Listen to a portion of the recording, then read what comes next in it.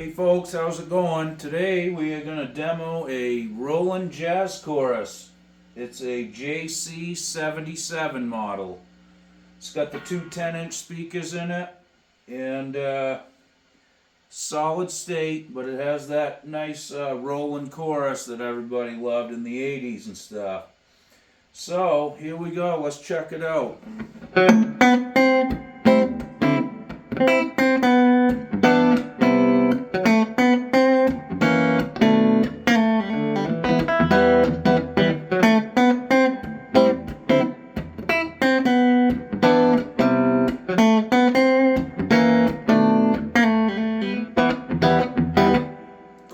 Try some chorus.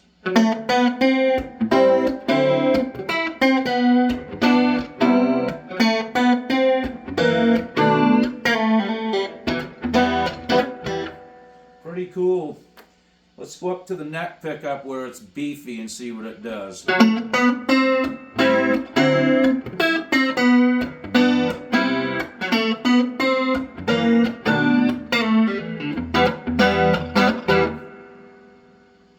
It's got a little white noise, being solid state. This has two amplifiers in it. I think it's 40 watts a side.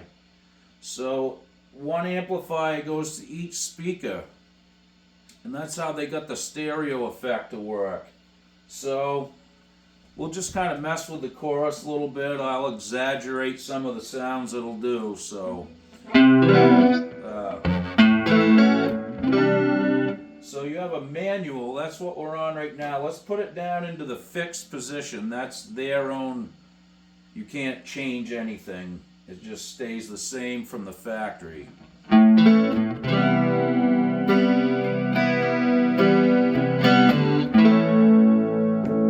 going to put it in normal with no chorus for a minute and then we'll switch to each, okay?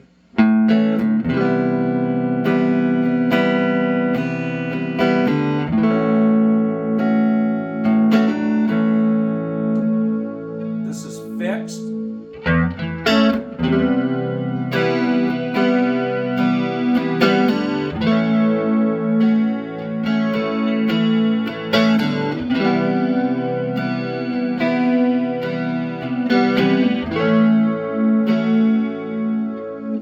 Put it up to manual.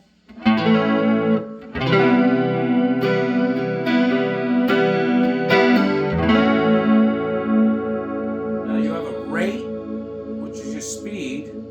Okay.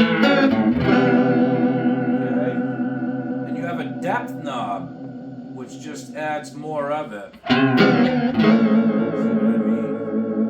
You can roll it out with the depth knob.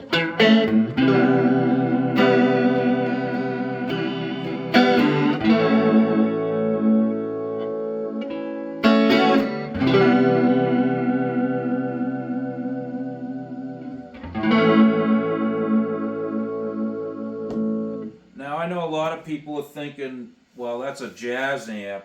That's not what I use it for at all. And they didn't really in the 80s. It was used in a lot of rock bands and all kinds of cool stuff. Now, there's not a lot of these ones with the 210s. This is like the little junior to the big 120 jazz chorus, which has 212s. And you saw a lot of those in the 80s and stuff. But a lot of guys like these ones because they don't weigh much. I mean, the other ones are like lugging a Fender Twin. Kinda, maybe not that heavy, but they're heavy. This one isn't bad at all. And it has wheels on it and stuff. I don't have them on right now, but I've enjoyed this amplifier for a lot of years, guys. I mean a lot of years. It's just a great amp. It's not real loud. It's just how it is, but it's not made for that. If you wanted to mic it, yeah, you could. Recording's a little tricky because of the white noise, but you just got to noise gate the mics and all that, you know how it goes. It does have a distortion channel. I'll give you a little shot of that. All the way open.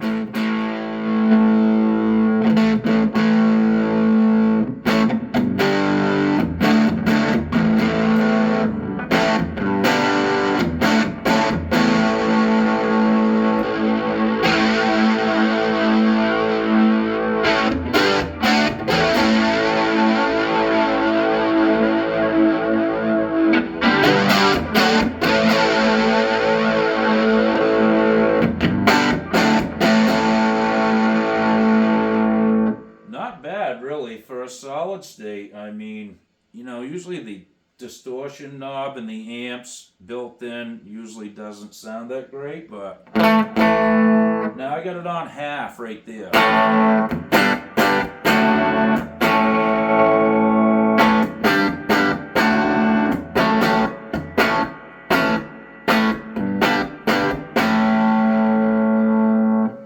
Pretty cool, really.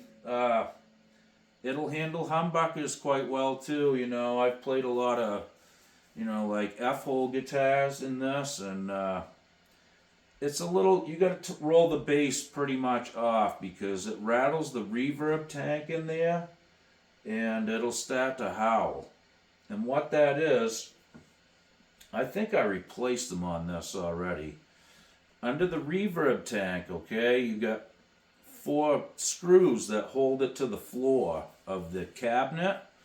And what happens is some little rubber washers that go in between the floor and the reverb tank.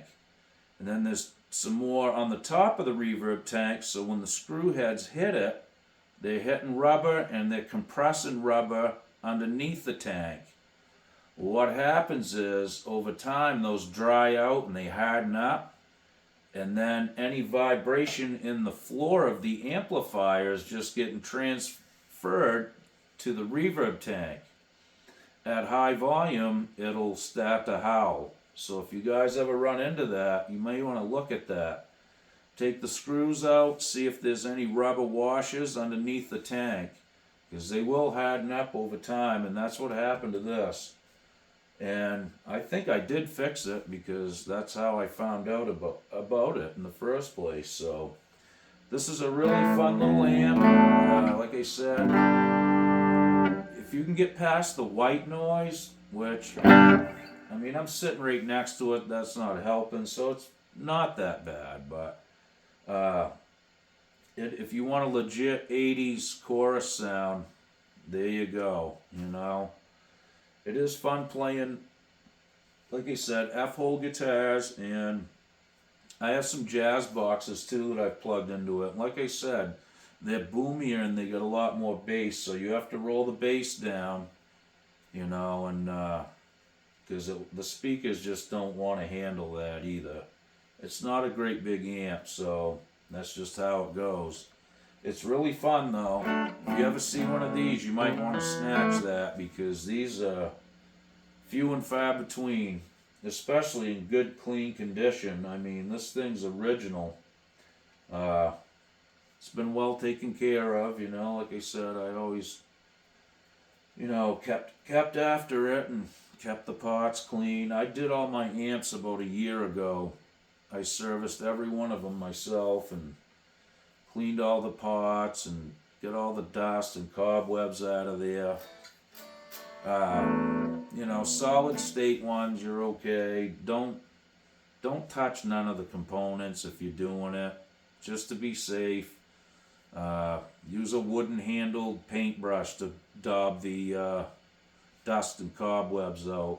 At least it won't nail you. Tube amps, stay out of them. If you don't know what you're doing, keep out. Them got some big voltage in some of them caps. I mean, you know, over 600 volts, some of them. I mean, you might think you know some dance moves now, or it might be your last dance move as far as that goes. That's no joke. And them can store voltage for quite a while. Maybe I'll show you a video sometime on how to do it right, how to drain capacitors the right way so you can handle stuff, you know what I mean? It's not a big deal. You drain them off, it doesn't hurt them. It just keeps them safe, so when you're handling the stuff, you don't get lifted. Alright guys, well thanks for checking this one out. I hope you enjoyed it. I'm going to give you a nice close-up inspection of it right now, and you can see what it's all about, okay? Here we go.